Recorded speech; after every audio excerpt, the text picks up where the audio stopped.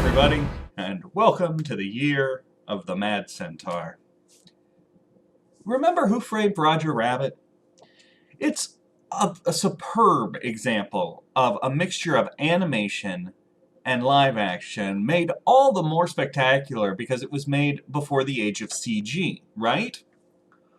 And I also often use it as an example of a perfectly layered film, which is something that most children's movies should strive to be, because you know the 6-year-olds aren't driving themselves to the movie theater.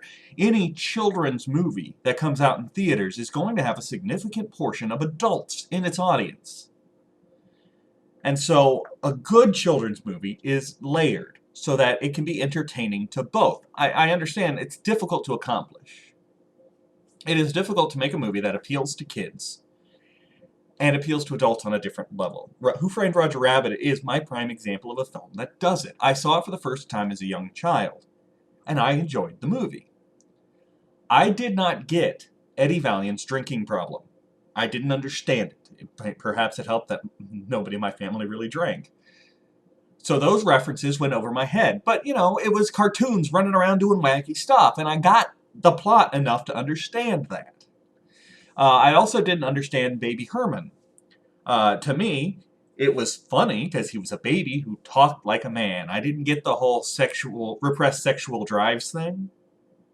So when I watched it again as an adult, it was almost like an entirely different movie with all these subtexts and all these character motivations that I had missed as a child. Missing them as a child did not alter my ability to enjoy the film. That is what a layered movie is. So, we have this great example, this wonderful blend of animation and live action that can appeal to all ages. And then we have Cool World. I was at an age when Cool World came out that the marketing actually did appeal to me. All in magazines and billboards you would see was this really attractive blonde chick, and it was very clearly implied that she was willing to do things that I was only just beginning to learn about and wanted to learn more. My father forbid me to see the film, strictly, and in no uncertain terms. This film is not for you.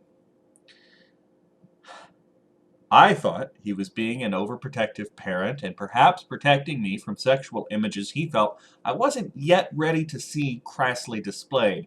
It turns out he was simply trying to protect me from this atrocity set to celluloid. I'm sorry, Dad. I didn't understand how much you were trying to protect me. I wish I'd listened. Our adventure begins around the end of World War II, because if Who Framed Roger Rabbit taught us anything, it's that in order to be a successful blend of animation and live action, there must be a period piece element to it. Hey, Brad Pitt! What are you doing here? I guess it's early enough in your career you didn't really quite know how to say no, huh? It's kind of amazing you came out of this turkey with a job left intact. As so many young men have done throughout history, Brad decides to surprise his mother by closing her eyes and walking her outside to show her the new motorcycle he won for himself in a poker game. He really sells it like, Mom, I got you a car, or whatever, like, I got you something. And instead it's, hey, look at this nifty toy I got for myself, Mom. Doesn't that make you proud of me? Sadly, the inaugural mother-son bike ride ends tragically when a drunk driver slams into them. The force of the collision forces Brad to suffer some post-traumatic shock from probably his war days. His mother was not so lucky. This is really a fantastic way to begin our sexually charged comedic romp. Meanwhile, in another part of reality altogether, a cartoon scientist accidentally pulls Brad into a cartoon world. I wish I had something more entertaining to share with you here, but why should I try harder than the movie? The scientist gives us a quick rundown of nomenclature. Cartoons are called doodles, humans are called noids, and the world that the doodles inhabit is called Cool World. Brad spends the entire scene acting extremely drunk, which might be how he made it through filming. Oh man, that thrilling drum solo means we're now in the 90s. Oh man, this is gonna be cool. And now we meet our main character, Jack, a cartoonist in jail, who spends all of his time drawing hot chicks to talk to. I'm shocked, really, that the prison would allow him to have a full set of art supplies and an easel in his prison cell. You know, pencils and pens being pointy objects, which normally you don't want inmates to have access to. At least you know he's probably pretty popular with the other inmates, because he can draw them porn. Then Holly, his creation, decides to suck him into Cool World. And his reaction, I think, is perfectly rational for someone stuck in this movie. And here's where this movie truly fails. The quality of the animation. This scene, the first true scene set in a cartoon world, really sets the stage for what's going to follow. All of the characters are stuck in a very short 2-second loop of animation. The perspective is absolutely bizarre. I don't know what floor he's standing on and what angle the camera's at, but he is clearly not standing up like the rest of the cartoon characters. By the way, some of those cartoon characters aren't standing up. Some of them are sitting on bar stools that aren't there. They are sitting on thin air. When one of the primary aspects of your movie, indeed, the focal point of your story, is a cartoon world, perhaps you should spend some money on the animation. The animation style isn't even consistent in this world. We go from absurdly cheap animation with these wolves to a motionless panorama that's sure to haunt my nightmares for quite some time. And even Holly, the main character, often looks as if she's on a green screen. You almost have to put effort into making your animated character not fit with your animated background. Okay, I'm like 10 minutes into this movie and already I feel cheap and dirty. And then Jack is suddenly teleported back into his prison cell. And we get a larger look at the cell and we see that he's painted murals all over the wall. That's a very liberal prison. I'm going to have to assume, based on them letting him have sharp, pointy objects, based on them letting him draw murals on the wall, based on him not having a bunkmate, that he's in some kind of low-security, white-collar federal prison, right? So he draws cartoons for a while, he goes to play golf for a while, he extorted some money or embezzled some money. He did something very minor, because that's the only thing that makes sense. And then, you know, he's a celebrity artist, so they let him have his own cell. Just leave him to his stuff. Let him draw his women and talk to them. He's not a threat to anybody. Just let him do his thing. So that's the assumption I am going with until the movie tells me otherwise. Cool World does not look like any kind of place I'd ever want to visit. In fact, I'd go to just about any lengths to avoid going there. So far, 90% of the characters I've seen are just flat out terrifying. Now, full disclosure, I have never been a fan of Ralph Bakshi's animation style. Almost everything he draws strikes me as nightmare fuel. And that's a personal preference, you know? It's entirely possible that there are people who saw Cool World and went, oh my god, I want to live there. And that's fine. Different strokes, different folks, it's fine. So I just want to be clear. Ralph Bakshi's art gives me nightmares. Brad Pitt is now a cop in Cool World, and he goes to visit Holly, who's in the middle of very clearly lip-syncing to a very poor old phonograph recording. I mean, it's one thing if Kim Basinger can't sing, that's fine. You bring in another actress to do the singing for her, no problem. But could you at least make sure that the person singing is decent audio quality so it sounds like it's coming from the character's mouth? We're given a little bit more backstory on the history of Cool World. See, apparently ages ago, some guy called Vegas Vinny invented a mythical spike that would allow him to go to the real Las Vegas, where he built himself an empire, a casino, whatever. Considering we saw in the earlier scene that the professor was playing with the spike, I think we have a very rough idea as to who Vegas Vinny might be. Holly's driving force for the film is she wants to duplicate that. She wants to go to the real world so she can be there. It's a very deeply nuanced written character. See, she wants, and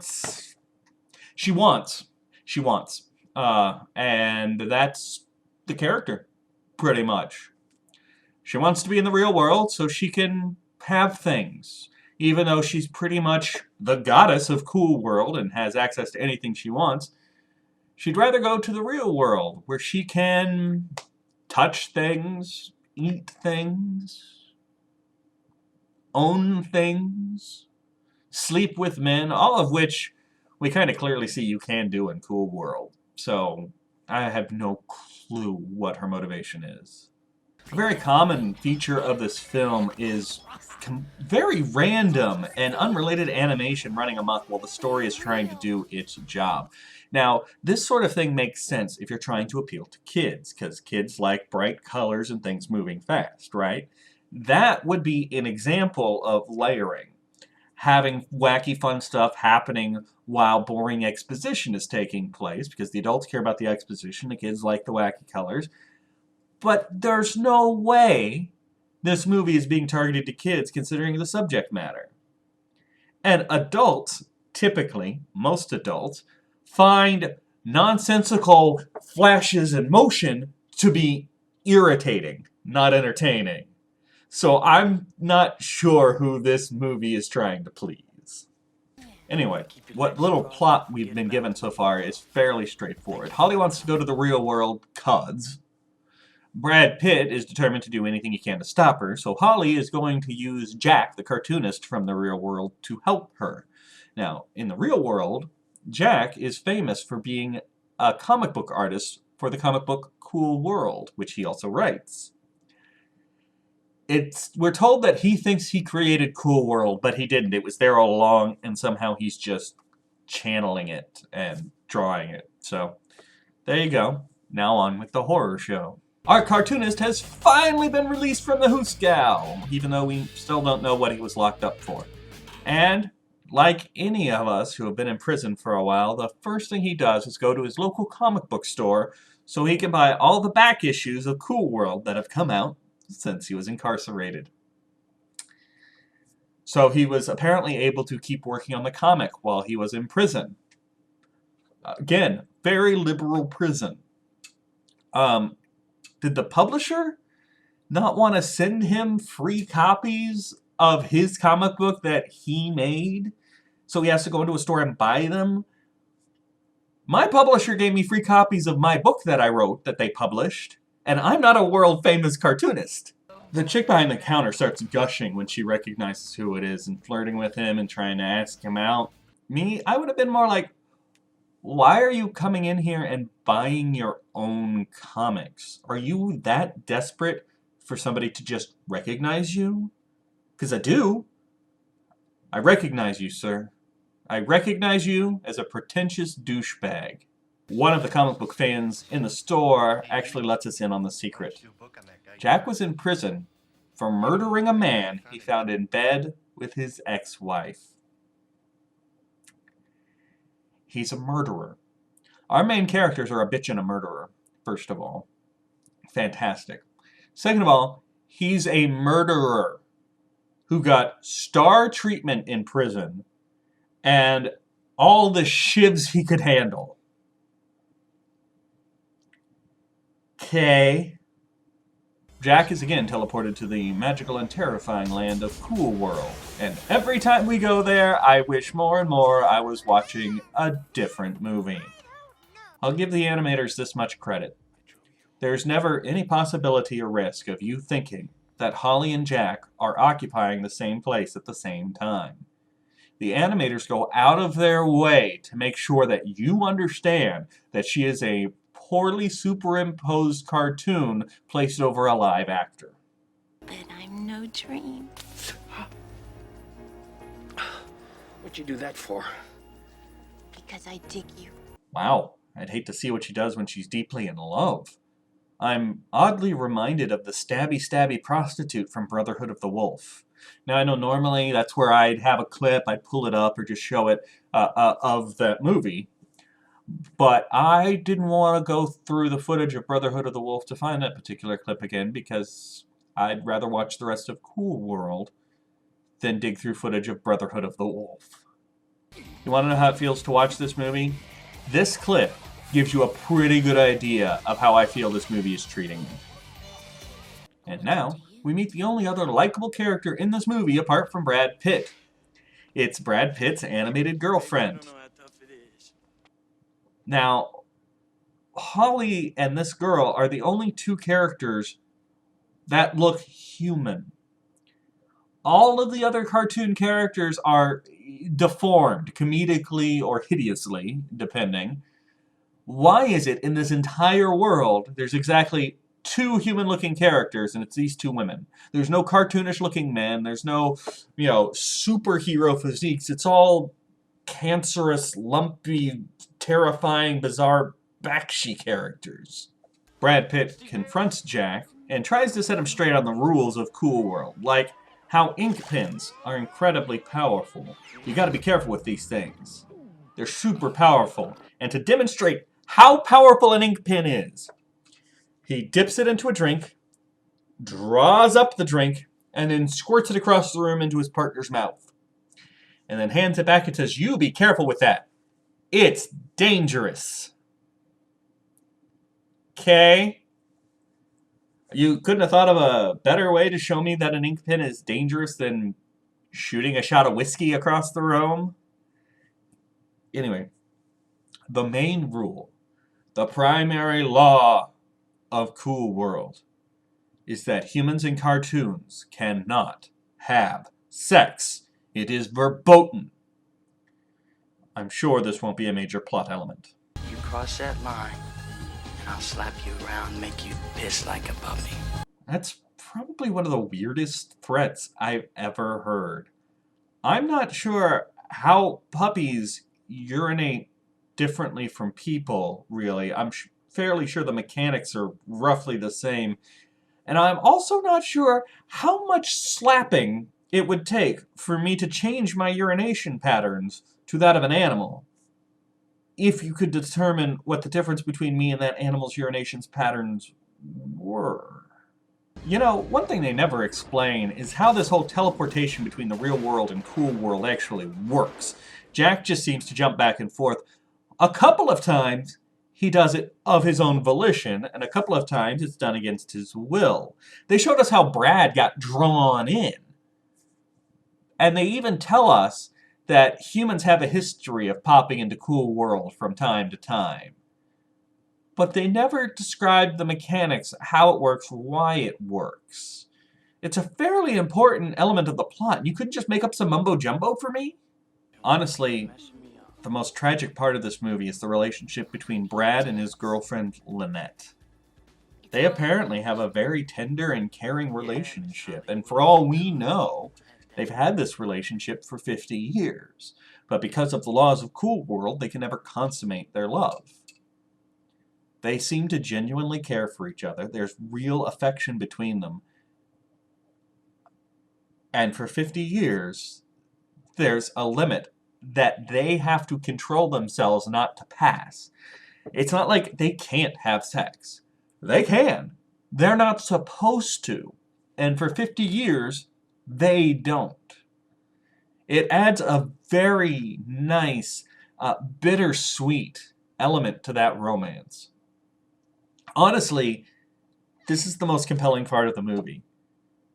It takes up exactly 5 minutes of the movie, and it is far and away the best part of the movie. There's a real story here. It's not a happy story, it's a tragic story. But it's well acted, there's nuances, there's depth, there's emotion. Oh my god, why is this not the point of the movie? And so, after a long and pointless trek through the land of nightmares, Jack finds himself back in Holly's bedroom, completely prepared to ignore Brad's warnings and totally have sex with Holly. no matter what it does to his urination habits. Holly's so worked up, her dress magically changes colors for a couple of scenes. Don't know why, she's always depicted wearing white, but for a couple of scenes here it's going to be pink. But that doesn't matter, because this is the scene that everybody stupid enough to buy a ticket for Cool World came to see. This is what the marketing dragged at. It went towards adolescent males. We'll show you cartoon boobies, cartoon sex. Come and see a perfectly sculpted woman having sex. You know you want to. Here is your scene. This is for you. And what we get is...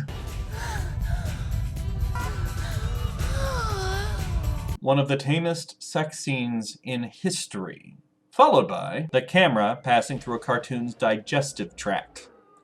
Really shows you what the movie thinks of its audience, doesn't it? Okay, so what's the outcome of breaking this ancient prohibition of hot man-on-doodle action? Holly becomes human. Really? That's the big deal we've been avoiding all these years? So now that she's human, she's ready to go to the real world with Jack. But first, she's got some mischief planned with that almighty pen.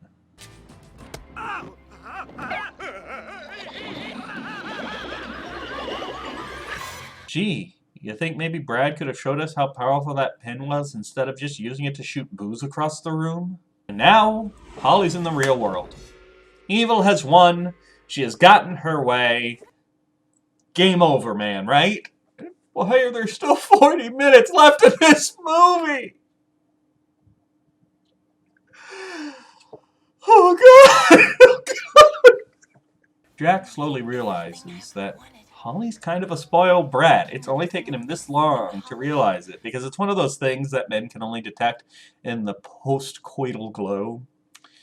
Now that she's human, she just wants to make love to random men and eat and drink everything she sees. Gee, how bizarre that the completely spoiled brat of a cartoon turned out to be a completely spoiled brat of a human. Who could have seen that coming? Now, Jack's having troubles of his own, because it turns out being a cartoon is a sexually transmitted disease.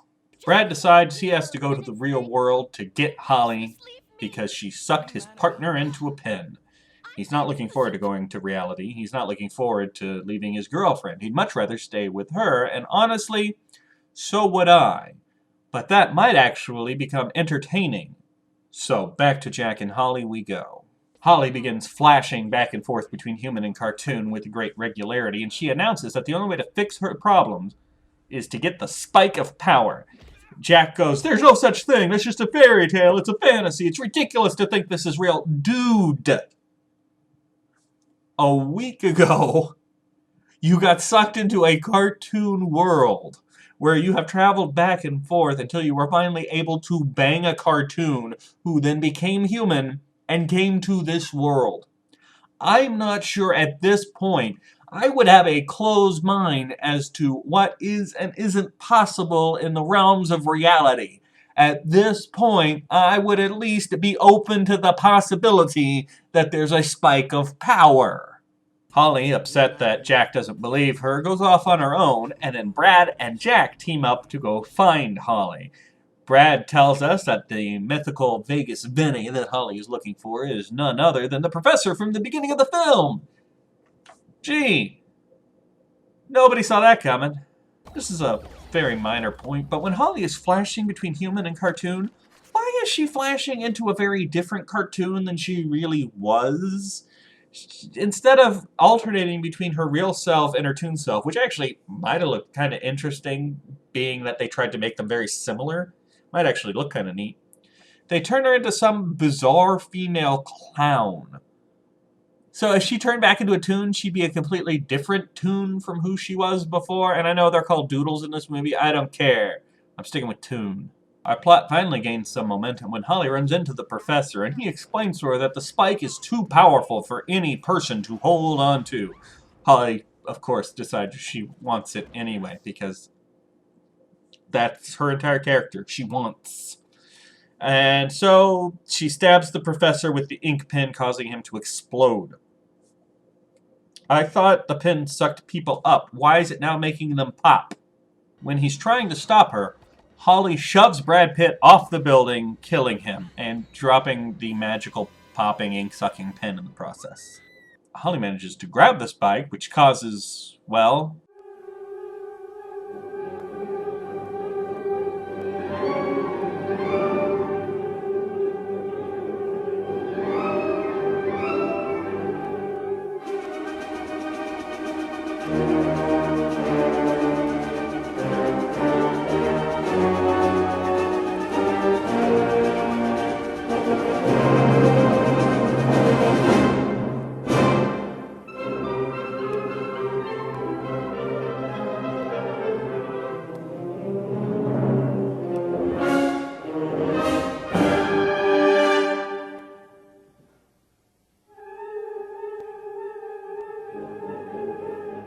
Yeah, apparently the spike was separating two realms, even though it was brought over into this realm by a cartoon. It also causes Holly to turn back into her regular cartoon self, and turns Jack into a superhero cartoon. I thought the point of the spike was that it was going to make her human, and instead it turned her back into what she originally was, and turned a human into a cartoon, and unleashed unholy hell on our world. Holly seems fine with this. Her main drive was, I want to be human, I want to be human, I'm going to get the spike so I can be human, I'm going to be human, I'm going to get the spike, I'm going to be human. Hey, the spike turned me into a cartoon, this is kind of cool! What? And it appears that the spike was apparently the only thing separating our world from Cool World, despite the fact that the spike was created by the professor in Cool World. So I don't know how it can have such a vital role to play when he was able to use it and manipulate it previously. And then he brought it to this world, and somehow when he brought it into this world, he turned it into the thing that separated the worlds, except the worlds weren't really separated if people could travel back and forth. I'm sure I'm going to go into this again in the wrap-up. Super Jack manages to get the spike back in the hole. You know, the hole in reality that couldn't possibly have been there before the spike existed. And all the cartoons get sucked back into the hole, because that's what happens when you plug a hole. Everything that leaked out of it gets sucked back into it. As for Brad, his partner escaped the broken pen and took his body back to Cool World, where his girlfriend reveals to us possibly the biggest wad of BS in this entire movie. Because Holly was a cartoon when she killed Brad, he's going to become a cartoon now. How did she know Holly was a cartoon when she killed Brad? Because Brad's partner said so, even though he was trapped in the pen at the moment the murder occurred. Hold on a second.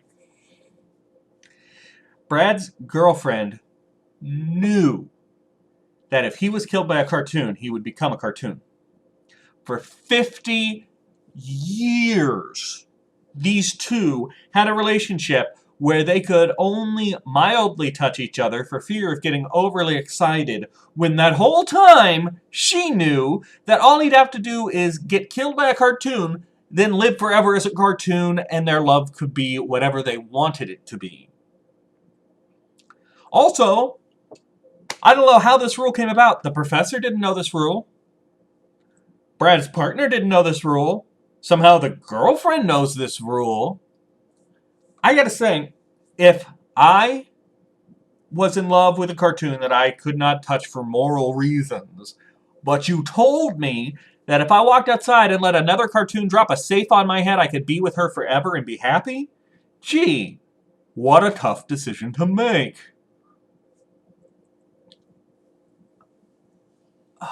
The whole thing is just...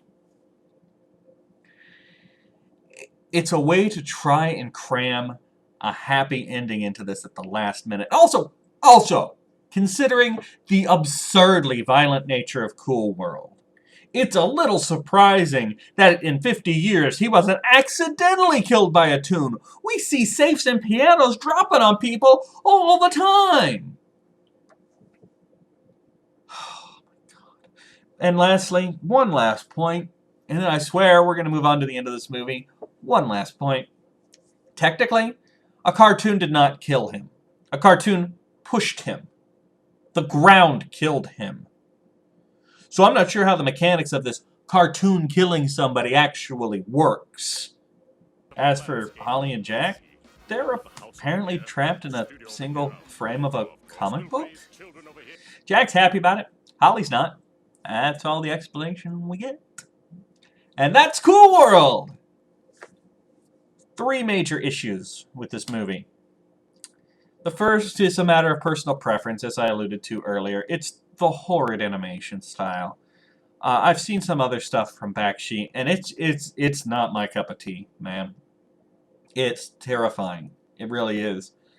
And you know, I actually went to a panel that Ralph Bakshi was at, and I joked to my friends at the time that I was going because I wanted an apology for Cool World. And what's weird is I kind of got one. He explained to all of us, and you can find it on Wikipedia, he explained to all of us that what we ended up getting as Cool World was in no way related to his original vision. His original vision was an animation live-action horror film in which a cartoon and a human hooked up and their monstrosity abomination baby tried to destroy reality. Straight up horror, right? A horror movie is perfect for Bakshi's animation style. I would have been fine with that movie. So the studio changed it on him, but he was still contractually obligated to provide the animation and whatnot. So in that way, I felt he kind of apologized for this. But I'm sure, I know there are people who like Bakshi's animation style. All right, I know there has to be. And it's not bad animation, or his style's not bad, I should say. Some of the animation in this is pretty horrid, but that's not all his fault. His style is just, I find it terrifying. And that suits for a horror film. That's not really quite what this was sold as, though. This was sold as comedic and titillating. And instead it was horrific. The second issue we've got is we're never really explained the rules, how any of this works.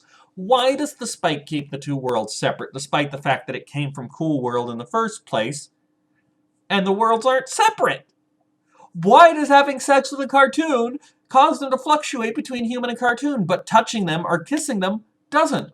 What part of the act of sexual congress causes this bizarre transformation? And why does a cartoon killing somebody turn them into a cartoon? Especially if they don't actually do the killing. I mean, the intent was to kill, but the actual act of killing happened when he hit the ground. The ground was real at the time. Lastly, who's the intended audience for this? I mean, really, the fast and nonsense animation that's scattered throughout the movie seems to appeal to a younger demographic, but the mature themes and content of the movie would exclude that as a possibility. The movie sold itself on sex. Even while you're watching it, it sells itself on sex. And yet, the one sex scene we actually get is the tamest thing I've ever seen. In fact, when I saw the movie for the first time, I didn't understand that they had just had sex until after the movie told me. Because it really just looks like dry humping. You never see anything. They never take off any clothes. You just see her push him down, and then she does a little dance, and that was sex. So the puerile audience that you're aiming for with your sexual titillation marketing is going to be extremely disappointed by the fairly tame content of the actual movie. And anybody who would want the more horror aspect of this movie, anybody who would go into like, I want to see the terrifying imagery and everything, is not going to go see it because it was marketed with a much more sexual edge to it. It's too dirty for the mainstream and not dirty enough for the perverts. Do you know what happens when you make a movie without a target audience? It ends up here and I have to watch it. At least I don't have to do it again.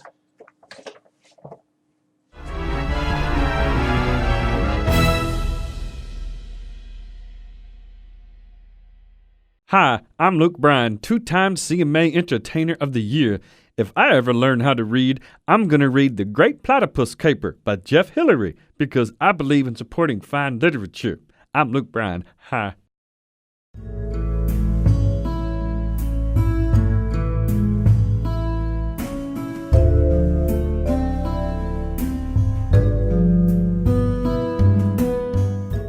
So he must have committed some minor little crime, and since he's a celebrity celebrity drawer, he's a celebrity artist. I'm gonna have to start that all over again because that's too embarrassing. I like that. That's good. I like it when I find something that I wrote that's kind of funny. Okay.